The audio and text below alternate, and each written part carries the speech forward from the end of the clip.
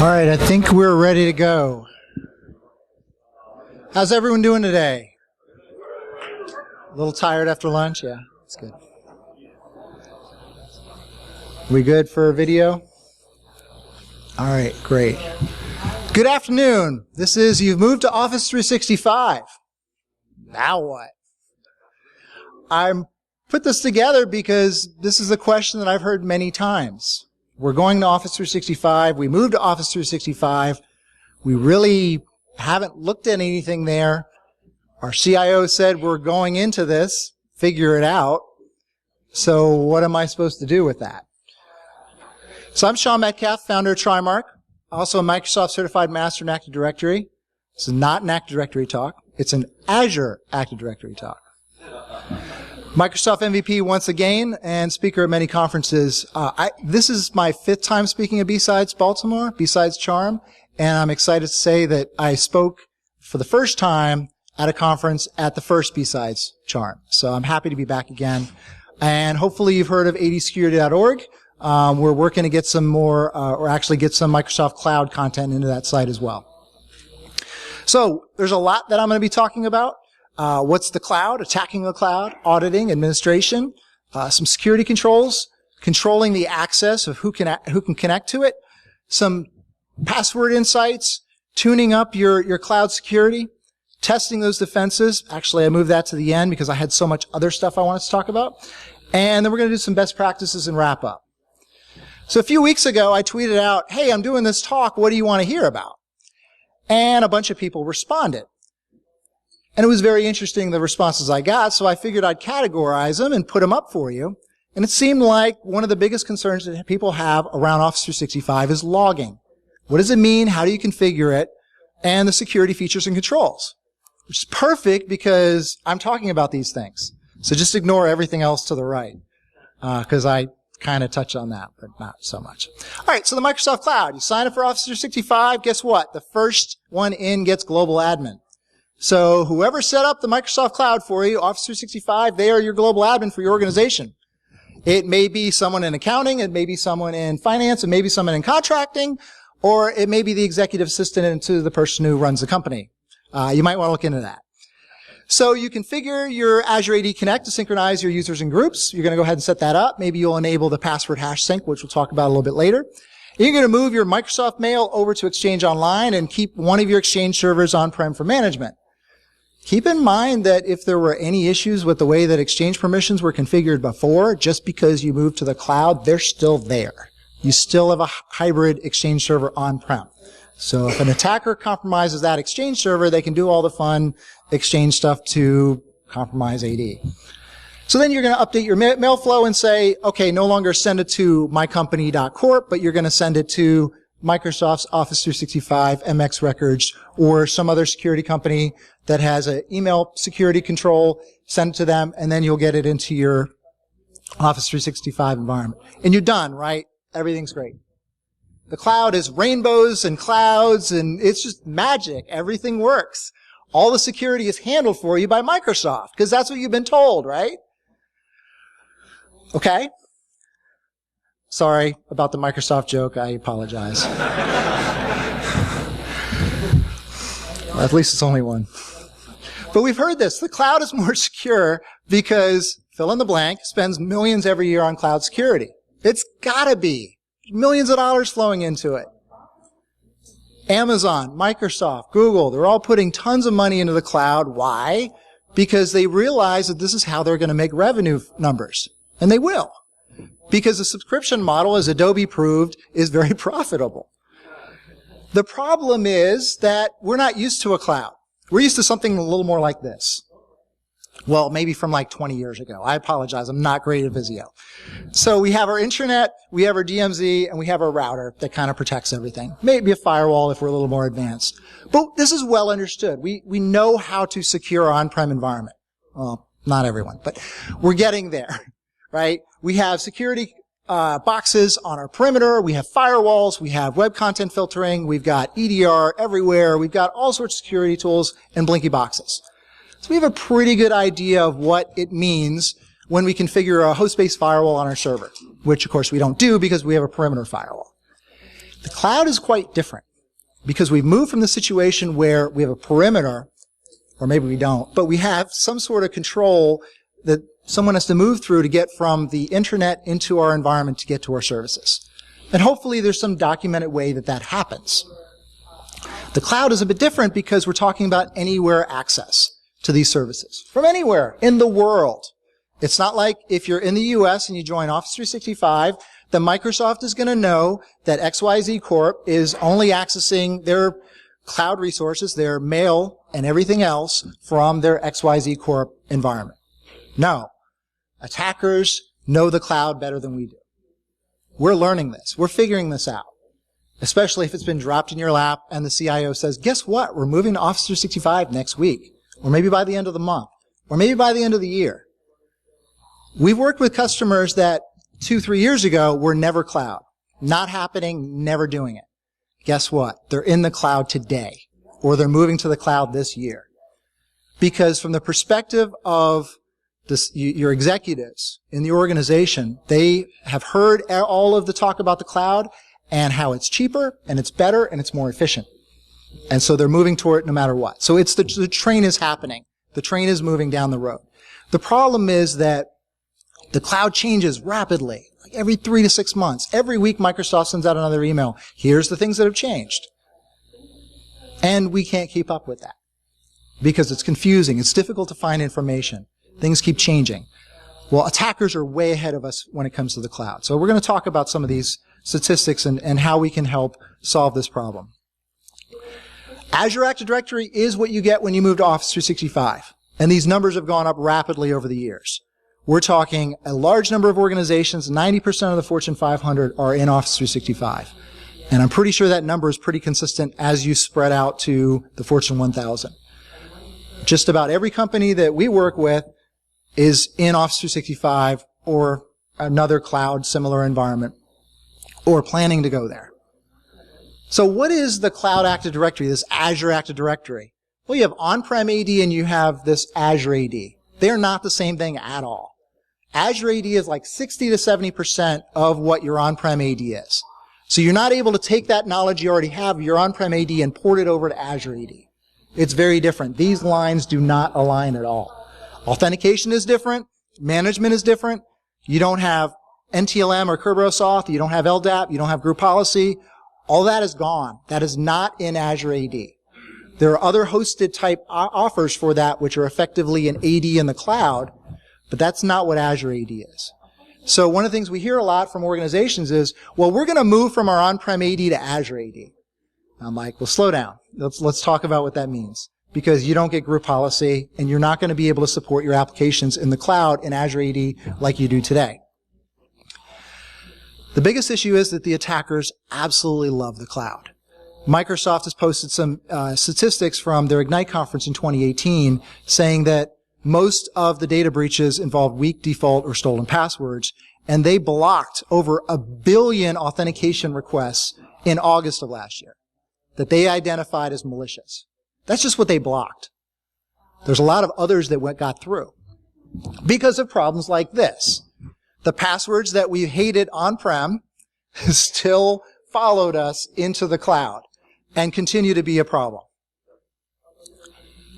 And there's been a huge increase of these attacks against accounts in the cloud. Why? Because it's easy. I can password spray the cloud all day long. Who's going to notice? Who's going to block that? Oh, we'll talk about that also. This got so bad last year that US CERT actually posted a bulletin in March and said brute force attacks conducted by cyber actors. Attackers are going after the cloud. They're going to go after your company if they realize you're in the cloud. And guess what? They're going to know you're in the cloud from what? Your MX record. From that MS number that is a DNS text record on your DNS. It's easy to figure out who's in the cloud and which services they're using. Microsoft published a cloud attack timeline. And one of the things that is very common through this is they password spray, get access to an account, often an admin account, and then leverage those credentials in order to spread and get and pull data. They may download the data, or they may be able to reconnect to it while it's in the cloud without downloading it, shift it over somewhere else, and then pull it down from that later once they've dropped their access. The other thing that attackers love doing is changing permissions on mailboxes, which almost no one ever notices. But that means that a regular user in your environment can be configured with full Exchange admin privileges on the mailboxes themselves, not the groups themselves. Same thing with on-prem. It's the same issue as on-prem. We just have a better understanding of the issues on-prem, how to monitor for that, how to log for that, how to detect it, how to alert on it. And there's password spraying. So with a tool called Mail Sniper, which is primarily an Exchange recon tool, which can also pull Exchange mail, which is published by Daft Hack, has a wonderful password spray capability against the Microsoft Cloud. So that's what I use. And I run it against the OA URL for Office 365. And I had some problems doing that. And I'm like, oh, okay, well, maybe there's some security controls that I configured that block this.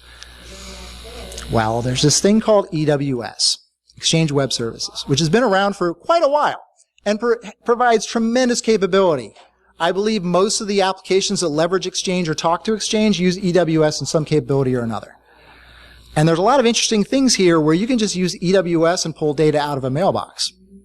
So let's go ahead and password spray Office 365 using EWS. And we kick it off, and it looks like it's running pretty well. And then we get some passwords. And we find out that some of our users have pretty bad passwords. Some are 2018, exclamation point, password, etc. And so when we look at this, we can see who the user is and what their password is. That gets saved to a file so we can leverage this later if we need to.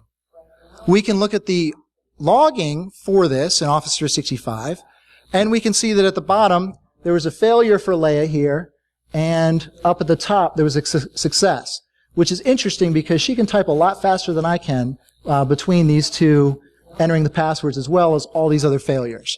If we dig into this, we can see that they came from the same IP address. Now, of course, an attacker could layer it across multiple other ones, but it's one of those things that we can notice that when there's a failure and then a success for the same account after a number of other failures, this looks kind of weird. Maybe we should look into that. Maybe we should ask Leia, hey, did you log on successfully today? Oh, yeah, this morning at 9 a.m. Okay, well, this is at 10:30. That's kind of weird. And we can look at these logs, and we can see that it was specifically from other clients, older Office clients. This points to what is called legacy authentication. This is the original authentication that Microsoft had when they first stood up their cloud. Since then, they switched over to the ADAL, which are their Azure Active Directory authentication library, which has the ability to support multi-factor authentication and some stronger authentication methods.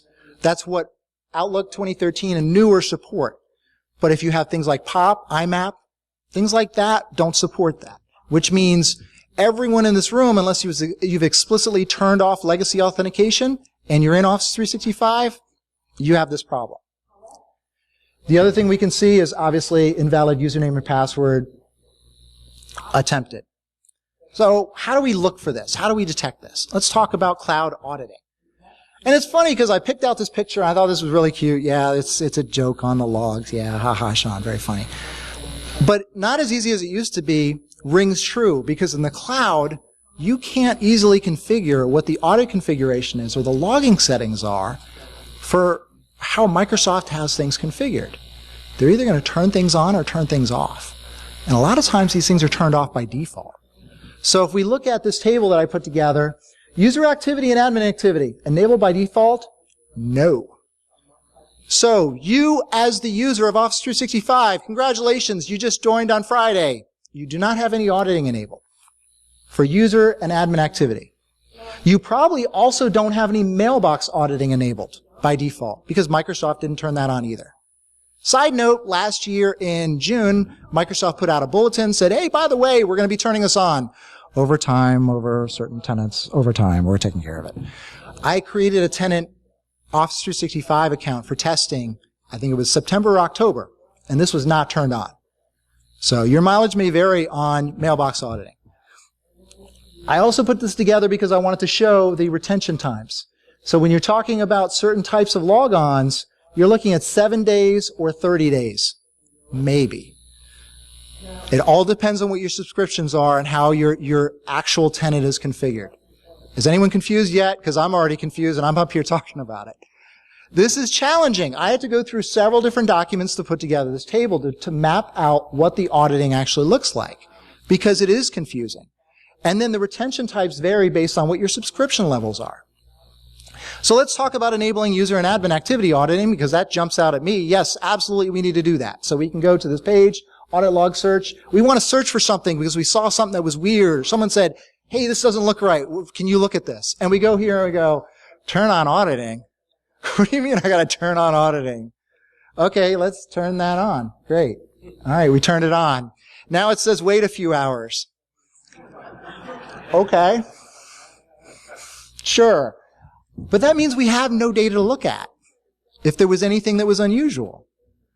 Now, mailbox auditing, let's go to that web page. Oh, wait, there isn't one. We cannot go to a web page to enable mailbox auditing, but at least PowerShell's our friend. The fun thing about this is we have to write a PowerShell query to get the auditing and to see the things are turned off, which we probably already knew.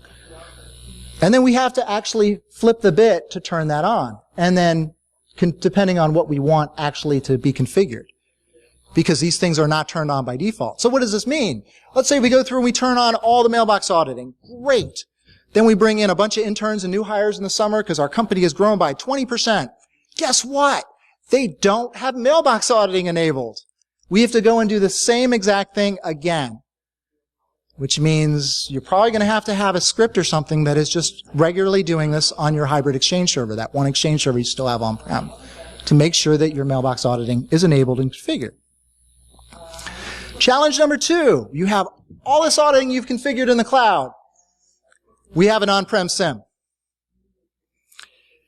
So, let's say we're Dr. Strange and we're going to use the dark arts.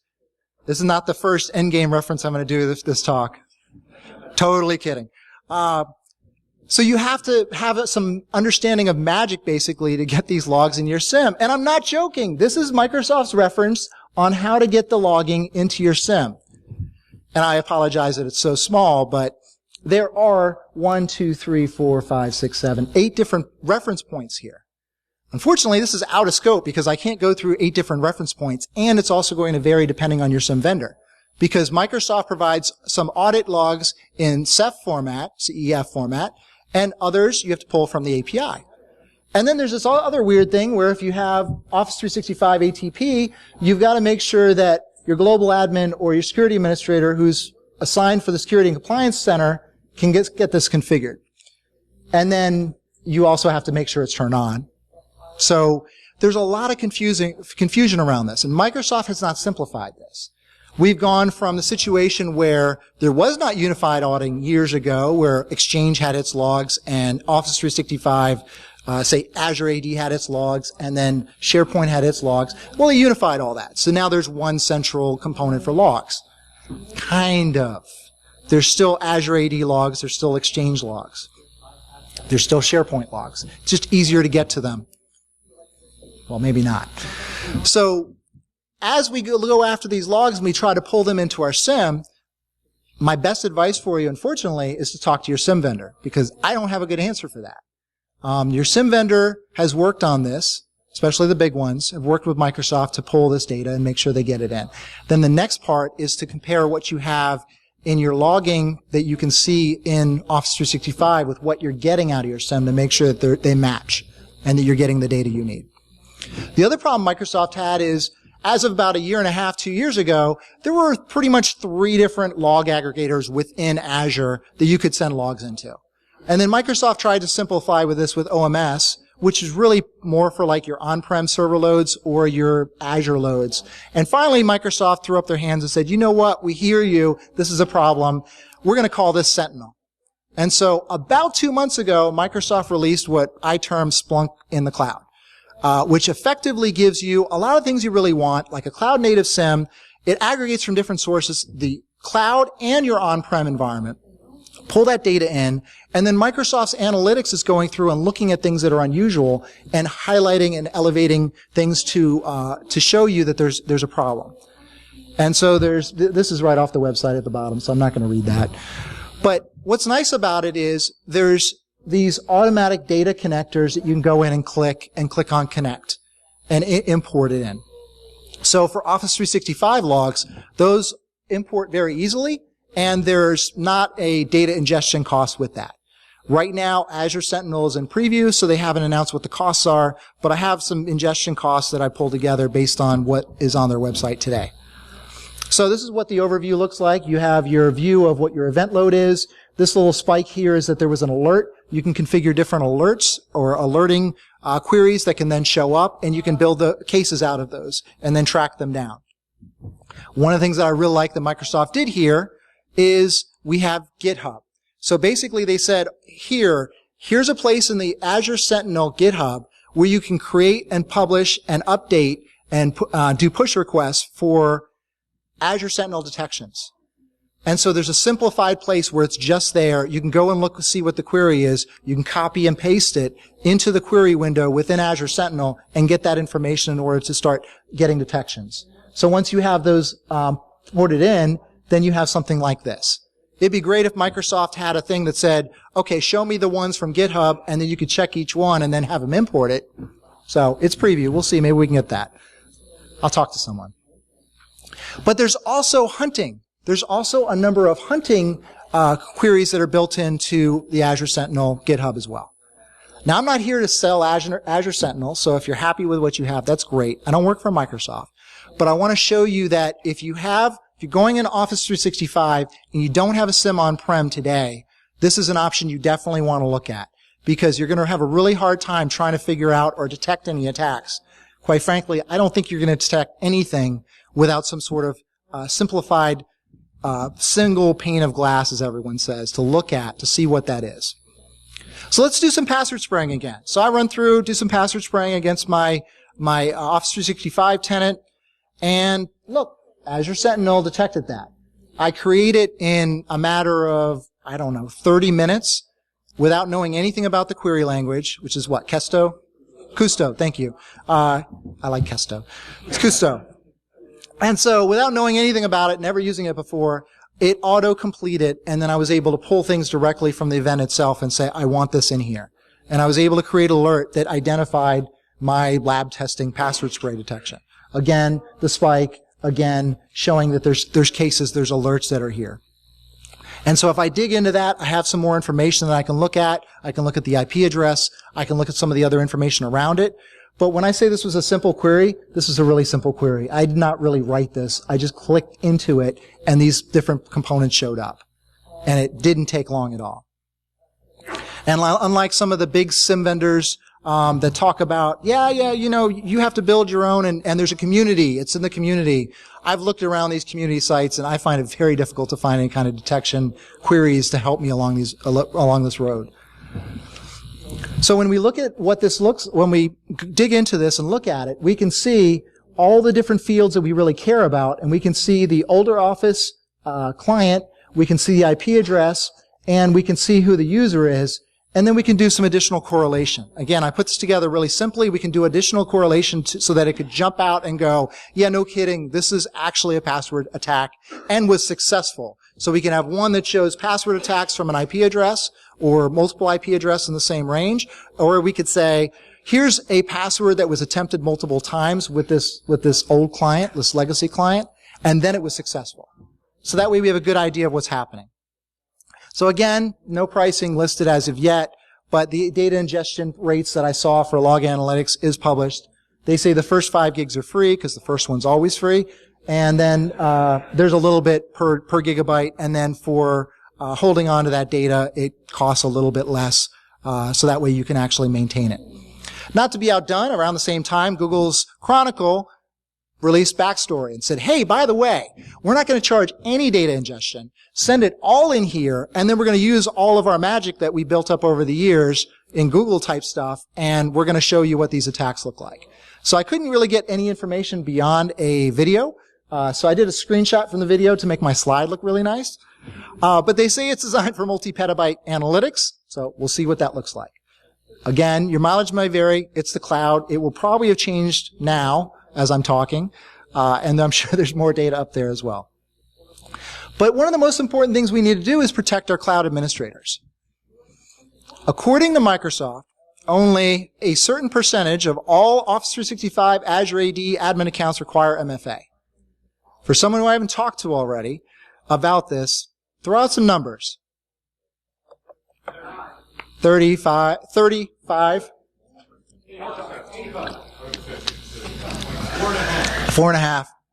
1. 1.8%. 1.8% of all admin accounts in Office 365 that have highly privileged rights have MFA required. So if you take away anything from this weekend and you're in Office 365, please go back to work on Monday and say, guess what we need to do? Because password spraying is a real issue, and it can be done from anywhere in the world, and all it takes is one account. It could be an Exchange admin account. Now they have access to all your email, including executive email. And then they can get access to other things. So we can run a PowerShell script like this to go through and basically find our cloud admins and go ahead and require them to have MFA. But I like doing things the easy way. And Microsoft has what are called baseline policies now in preview. And one of them is cloud administration, which is if you're a cloud administrator, meaning that you're a member of one of these groups, global admin, Exchange admin, SharePoint admin, etc., it requires MFA. Once your account is in that, you have to have MFA to auth. This is like the easy button. And the best thing about this is, while conditional access policies require Azure AD P1 for your users, this is included. So I'm very happy that Microsoft is doing this because I've been yelling at them for years now about these things. As they come out, we need these baseline protections. You're in Office 365, you're already paying Microsoft a lot of money. We should have baseline security that comes with that automatically. And this is one of the things that they're doing to make sure that that's available. The problem is, like all things cloud, how do you discover this? How do you find it? I have not seen any cloud web admin, cloud service web admin console that is truly intuitive. And I see a lot of people nodding their heads, so I guess that was the right thing to say. So one of the things Microsoft talks about is you have a break glass admin account that is excluded from policies that require MFA and conditional access. So that way, if, I don't know, hypothetically, Microsoft's entire MFA system goes down for like a day, you're still able to do some admin type stuff. Hypothetically. But it's only for emergencies, uses a strong password, you max it out at 16 characters, which you may be able to do more. We'll talk about that later. But all the others have strong security controls. And the password for this, ideally, is long, complex, completely random, stored in a safe, no one has access to it, maybe a two-key scenario. But the idea is that you have that break glass account just in case everything goes sideways. Because if you lock yourself out from Office 365, you're going to have a bad day. So there's Azure AD Privileged Identity Management. And so this is effectively temporal group access and management. So the whole concept behind this is a wonderful one, which is we're all here in BSides. It's the weekend. None of us require at this moment, I don't see many laptops, so none of us require at this moment the ability to administer your Office 365 or cloud environment. So there's no reason for you to be in global admin. There's no reason for you to be in Exchange admin. So the whole purpose and concept behind this is a workflow. You get in the morning, I need this right, I request it, it goes through an approval process, maybe it's auto-approved, maybe one person has to click approve, maybe two people have to click approve for global admin. And then it just works. You're in. And so there's certain groups that this can be set up for right off the bat, automatically, just as you enable it.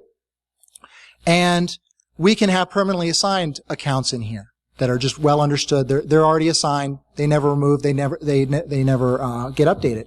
But we can set up accounts that are eligible. So we have Darth Vader here is eligible for two different groups. So that means that he can go in and request it, or force choke someone else to approve it or whatever. So. But we have that ability to control who has access and when they have access. Because again, keep in mind that Office 365, all your cloud services are accessible 24/7 from everywhere in the world by default. And that's what we've moved to. We've moved from our Exchange on-prem environment, our AD identity management on-prem, to the cloud environment, which is accessible from everywhere in the world. And by default, when you move into Office 365, that is your reality. You are going to be password sprayed. We worked with customers that were password sprayed, and those accounts were compromised. And then it led to other accounts getting compromised to the point where email was accessed and other bad things happened, but that's for another time. So let's talk about the cloud security controls. There's a number of security controls that can be configured. Gratefully accepted. So when we go to our cloud security controls, I put together a table just real quick of some of the top ones that most people were interested in and what the subscriptions are that are required for them. I think one of the confusing things is that a lot of people are thinking that MFA requires subscription when you're in Office 365. I can't get MFA for my users because that would cost extra money. Based on the way Microsoft has everything written, your Office 365 users can use the Microsoft Authenticator or SMS text message as a secondary factor for users to authenticate. Please use the Microsoft Authenticator app. It works very well. The user types in the username and password, they click login. If you have it set up this way, which I like, they get a little push, approve, deny. All they have to do is click on approve. It makes it very easy. They don't have to type in any codes. But if you need something that's going to cover ADFS, if you need something that's going to cover additional federation type components, you're looking at that second item, which is Azure Multi-Factor Authentication, or the MFA server as it's often referred to. Conditional access, Azure ADP 1. PIM is Azure ADP 2. So that costs extra money. Sean, I don't want to spend extra money for PIM, for that ability to have temporal access for my admins. You only have to configure this for those admins. So it's worth it, because you have additional protection and you can reduce the amount of accounts that are in these groups. You can have a pre-approved list of who's allowed to go into those groups and control when they go in and out. And then Azure AD Password Protection, which I'll talk about in a little bit, is an on-prem password control feature, and your Azure Identity Protection, which I'll cover in a bit, as well as Azure ATP, which is effectively Microsoft ATA, but the cloudish version of that. But one of the things that I hear from customers a lot that confuses them is, well, I have Office 365 E5, Enterprise 5. I have everything. No, you don't. If you want everything, you're going to have Office 365 E5, and then you're going to add Enterprise Mobility and Security 5 Suite, because that enterprise level will give you Azure AD Premium 2, which gives you all of the other stuff. And I have another slide which covers the differences between this. So we'll get to that. So when we go into our Azure AD console, again, this looks very different than ADUC, or Active Directory Users and Computers, because it's not Active Directory. We notice that there's other capabilities down here. So if we click through this, one of those is Azure Identity Protection, which is included with Azure AD Premium 2. You have to install this through the Azure Marketplace, which I think is annoying, and I provided feedback on it. Thank you. But it's a dashboard that covers your identity risk, and so you can provide automatic remediation of what a risky sign-in is. So the dashboard looks a little like this. So you have identification of users that are logging in, where they're coming from, and what Microsoft identifies as a risky sign-on. A lot of time this has to do with anonymous login over a VPN, something like that. But we can configure these risk-based policies based on what our tolerance is within our company or our organization. And the risk level that we configure determines the action. We can force a password change. Once we basically say you can't log on through this method, it's too risky, you need to change your password because we think your account is compromised. So all other logins are blocked until they do, until the user performs what is an expected or normal login, which might be they go into the office, they log in from there, or they connect in through the corporate VPN. And then in some situations, it'll notice that you're connecting from here all the time, and then you go to Europe. That looks weird. Okay, you need MFA now, whereas before you didn't have to. So again, anonymous IP, unfamiliar location. We can configure the sign-in risk here, and then what the action is for the sign-in risk policy. And this is for the sign-in method at that moment. Then there's the remediation policy, which is, what are the chances that this user account is actually compromised? What if I see 5 logins from 20 different locations around the world within a 30-minute window? I'm just making this up. I don't know what their threshold is. Okay, don't quote me on that. But something like that is unusual because most people don't travel that frequently. So if that happens, Microsoft's going to go, that looks a little unusual. Maybe we're going to block access to this account for everything except for what the expected authentication is. Maybe that person's sitting at their desk in the office, and all this other stuff's happening outside of that. So we can enable this and then require these users to, when they sign into a non-risky session, to perform an MFA registration. Preferably, we've already pre-registered them so that we have that ability. Or we've already configured the environment for for self-service password reset. So that way, when they come in, we go, wait a second, you look compromised. When you come in through this other known normal method, we're going to force you to change your password through this method that we've already pre-established. So there's ways to make sure that the user can handle this kind of on their own, and the system just kind of solves it for us. But ultimately, what we're talking about is controlling the access and how these things are configured. Because things like this just don't work. Unless you like following the rules, I guess. So one of the big things that Microsoft put together in the past couple of years is conditional access. And effectively, this is if this, then that. If this happens, then we do this. If this user of a certain group authenticates a certain way from a certain place, then they're allowed to have access to this service from whatever network they're coming from. It does require Azure ADP1, but we have a lot of flexibility in how we can control who accesses what. This is effectively the Microsoft Cloud Identity Firewall, which enables the control that a lot of organizations want and need. Because when we look at the Microsoft graphic here, there's a number of conditions that we can require. We can require that they don't need to auth using MFA when they're coming in on their Azure AD joined computer, which, by the way, can be joined to your on-prem AD and Azure AD joined. But if they're coming from anything else, yeah, you got to MFA all the time. We can do a lot of that through conditional access.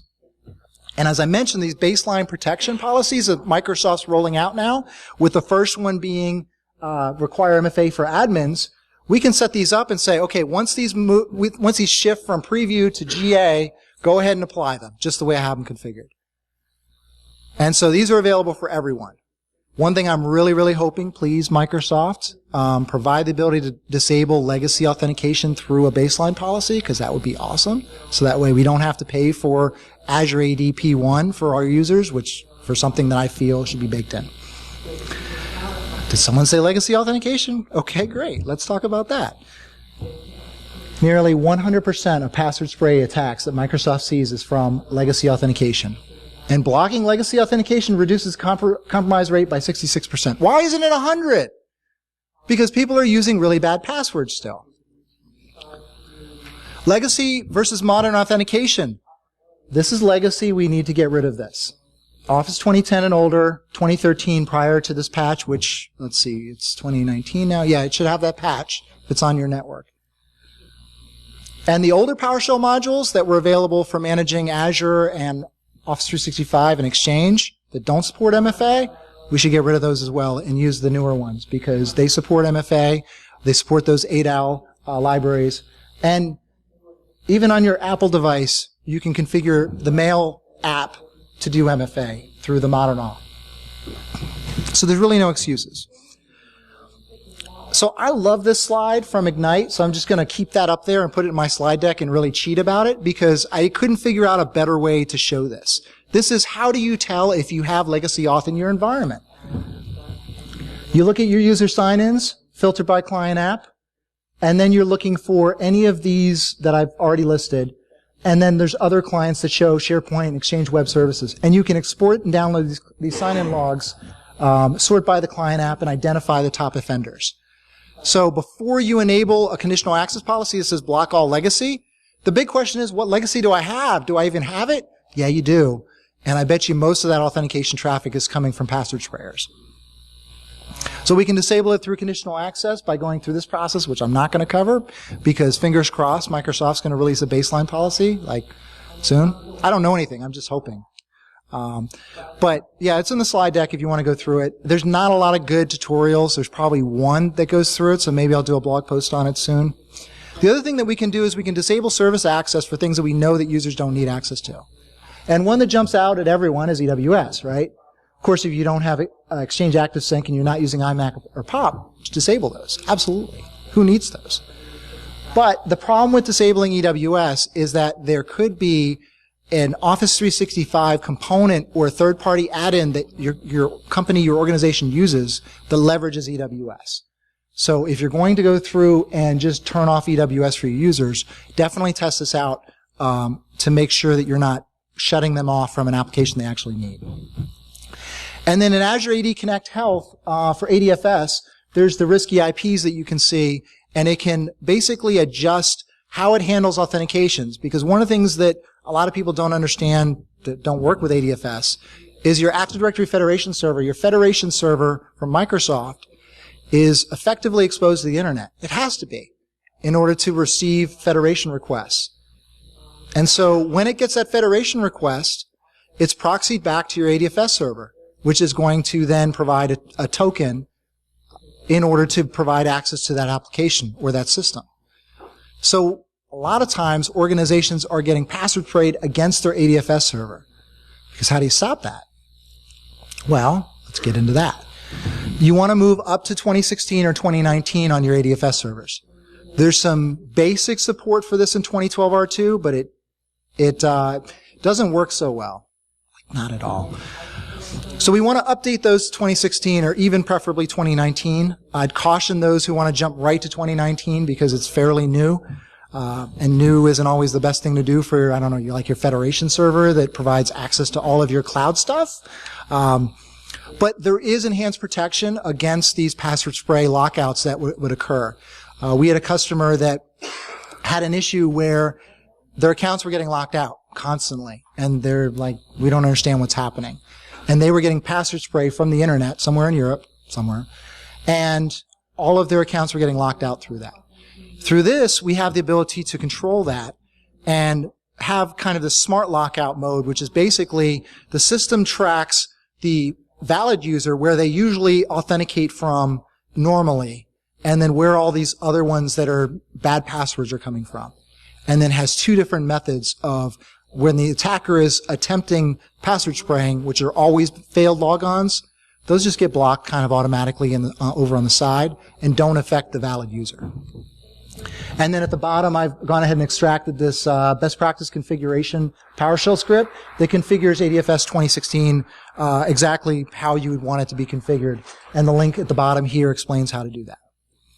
So we want to have some password insight into what's going on in our environment. One of the things that Microsoft made available is the password hash sync. So what is this?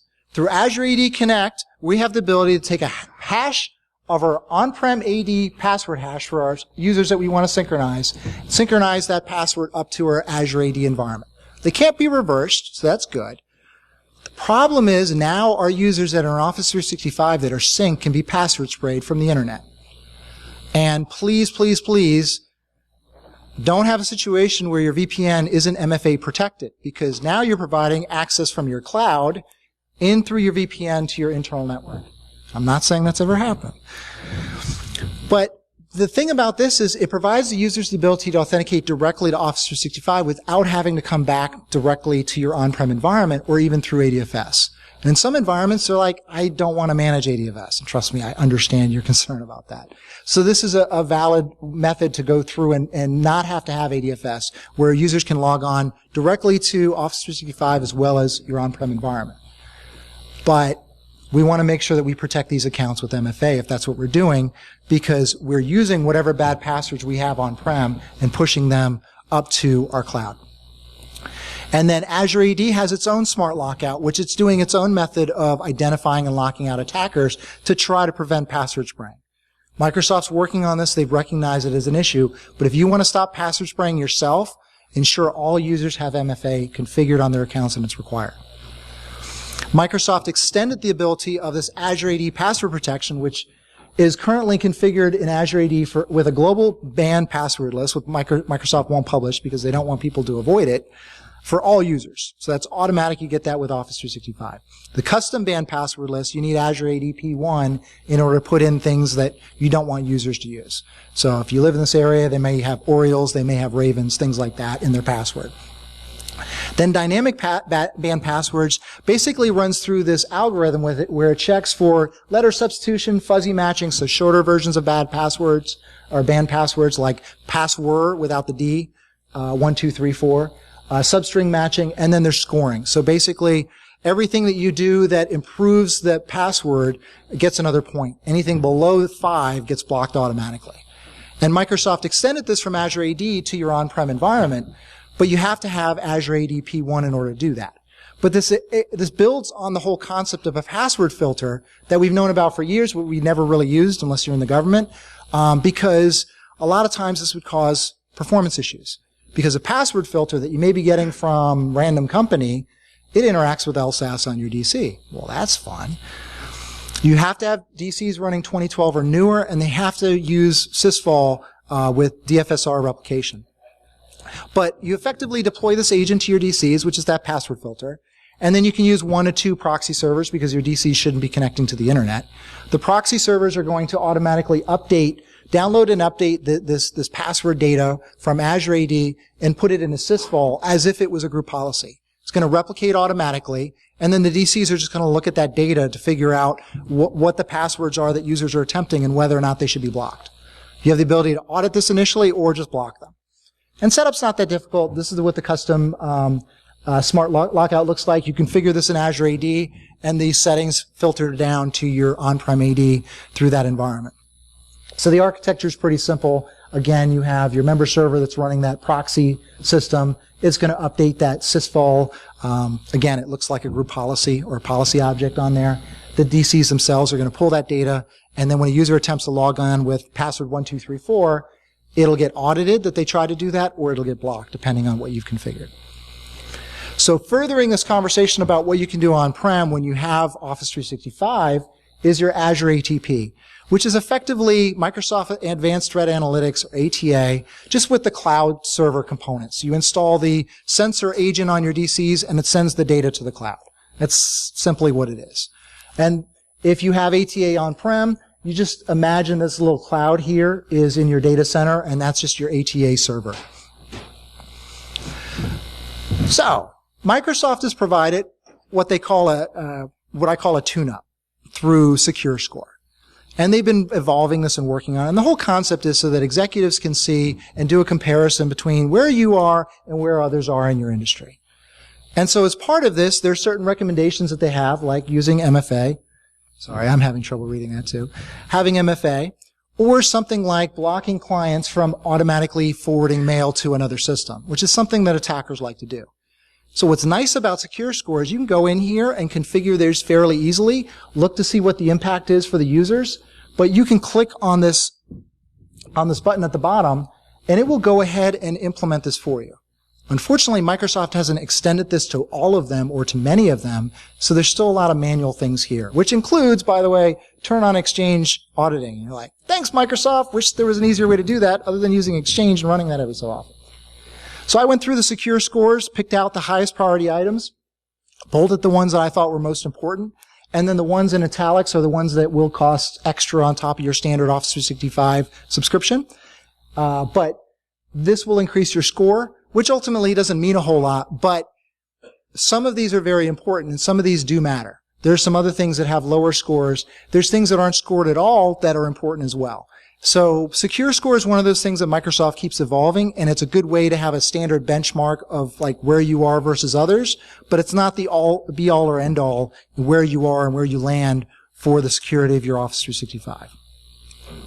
And then there's Identity SecureScore, which I believe Microsoft's rolling into SecureScore, which they renamed to Microsoft SecureScore. So Cloud App Security is really cool. This is a way for you to actually monitor interactions with your cloud applications. So one of the interesting things about that is I do a training with Jared Haight, and we were sharing slides through Teams, and he hadn't accessed the slides at all, and then all of a sudden he started downloading them. And I got a bunch of alerts through this Cloud App Security component that said, this is unusual, this external user is downloading a bunch of files where I've never seen this before. What was really nice about that is I didn't have to configure anything. The alerts just showed up in the dashboard. They showed up in this console, but I also got email alerts about them. So there are some extensions and some additional things that can be done here along those lines. Yes, but what does it cost? The problem is that with the cloud, all this costs money, right? It's a subscription model. And it gets a little tricky. So these slides will be here for reference, so I'm going to go through these a little bit fast because I don't want to bore you with licensing details. But effectively, most organizations are going to be E3, $20 per user per month, because you get your mail through Office 365 and a version of Office to install and run. And then E5 adds that. This is, again, what a lot of people think I have everything, because you do have everything within this. But there's more. Azure Active Directory options, P1, which is about $6 per user monthly, and P2, $9 per user monthly. Really, P2 is primarily for PIM, so for your admins. But this a la carte process gets expensive, so Microsoft recognized that, and they say enterprise mobility and security. E3 gives you Azure AD P1 plus Intune and a couple other things. And then E5 gives you kind of everything else, I would say, that most organizations are looking for. So when you add all this up, it's not cheap. We're looking at about $26 to $50 per user per month when you're talking about additional security controls, depending on what your level of risk is and your concern is with what you expose in your cloud and the data that you're protecting. A lot of organizations need this and need this level of security and configuration. And so I am almost out of time, but I do want to have a quick moment of mini celebration, because I tweeted out about a year and a half ago, hey, can we get more than 16 characters in Office 365 or in Azure AD? And then I happened to notice when I was doing my password spraying testing, this says 256. Well, that's interesting. Looks like something's happening behind the scenes. So when I went in to change the password, it said it can't be longer than 16 characters. So they haven't announced anything about this, but my guess is that this is getting changed under the covers. And once everything is there and tested, they will deploy this and everyone will know about it. So very happy to say it looks like it's coming, finally. So I've got some cloud security best practices. This covers everything that I've talked about, along with a couple other pointers here and there, as well as protecting your admin accounts. The basics are the same. You want to ensure you have least privilege. Protect who has the access as well as who has the rights. So in summary, the cloud isn't inherently secure. There's a lot of security features that definitely need to be evaluated, especially based on your risk tolerance and data protection requirements. These security controls need to be researched, tested, and implemented. You definitely test before implementing. Don't deploy something to every admin account. Make sure you have a global admin that's not affected by this. And security in the cloud may cost extra. And probably one of the most important parts of this talk is that these features change regularly. And this talk is probably already out of date. But thank you very much for your time. That has been mine.